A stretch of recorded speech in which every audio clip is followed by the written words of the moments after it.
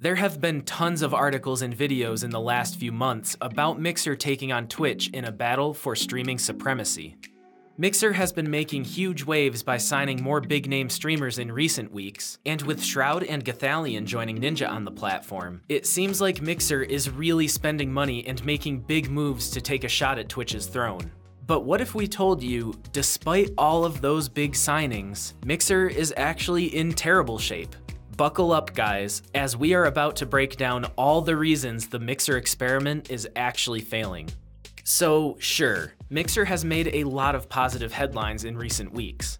The Shroud signing was huge news, and a lot of headlines talked about how Mixer was suddenly the second biggest streaming platform. The problem is, those headlines were incredibly misleading, and got repeated by lazy news orgs who didn't bother to do the research themselves. The actual data is that Mixer was, for a time, the platform with the second largest number of streamers, which is very different than the second biggest in terms of viewers. Lots of people had Mixer channels in August and September, possibly even more than consistently streamed on YouTube. So while Mixer may have had more people stream on its platform than YouTube in that month, basically no one was watching those streams. Mixer currently averages about 60,000 concurrent viewers at any given time. That's over 250,000 less average viewers than YouTube, and nowhere near the million-plus viewers that Twitch is averaging. And all these numbers are from after the big signings of the last few weeks. Those signings were supposed to increase the audience of Mixer, and they did, for about a week or so after each signing. It jumped up when Ninja signed, but fell back down to around 55,000 a week or two later.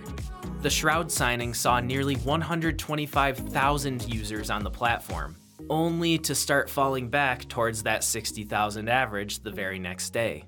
The signing provided a boost, but that boost was extremely temporary, and it seems like the core audience of Mixer is still hovering somewhere around that 60,000 viewer mark. And speaking of signings, let's look at what kind of numbers these streamers are getting after jumping to Mixer. Ninja was already in a downward trend when he left Twitch, but moving to Mixer has greatly decreased his audience. Ninja was around 38,000 average viewers in August of 2019 when he was on Twitch. Currently on Mixer, Ninja is struggling to crack 10,000 viewers on most days.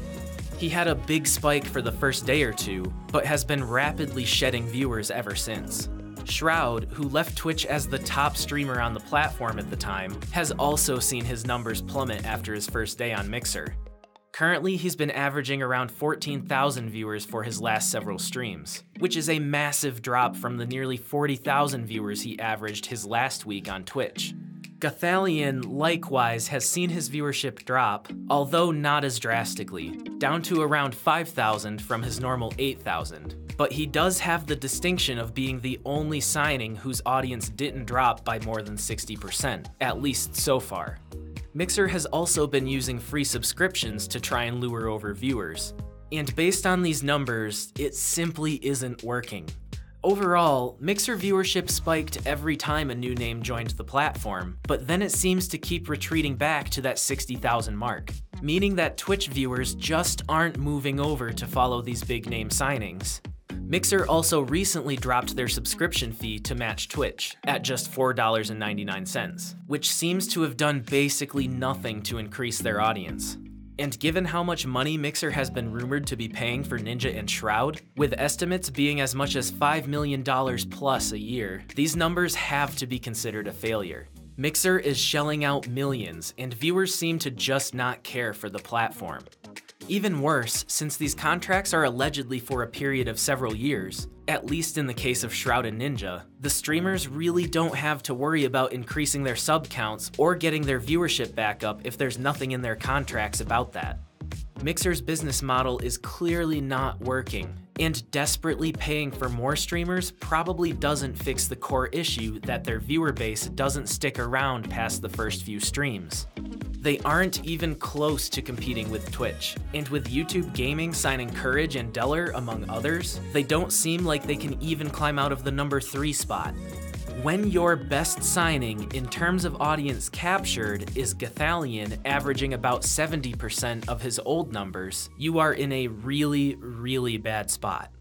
So forget this whole notion of a war between Twitch and Mixer. That's a fairy tale. Twitch won that war before Mixer even made it to the battlefield. If anything, signing guys like Shroud and Ninja has actually increased the viewership of Twitch mainstays like XQC, Tim the Tatman, and Dr. Disrespect, making it even more lucrative for those streamers to stay with Twitch. All of their numbers are up by double-digit percentages in the last few weeks. And really, the worst thing Twitch has had to do is reach into their insanely deep Amazon-backed pockets to allegedly hand out a few paydays to guys like the Doc. If Mixer can't find a way to get viewers to actually follow these big names, they are just burning money, and for that reason, we think it's safe to say the Mixer experiment is failing. Since Mixer will almost certainly ignore this video, let us know which big streamer you think they will overpay for next in the comments below. And if you like the video, feel free to like and subscribe. Thanks for watching, and as always, another video is on the way.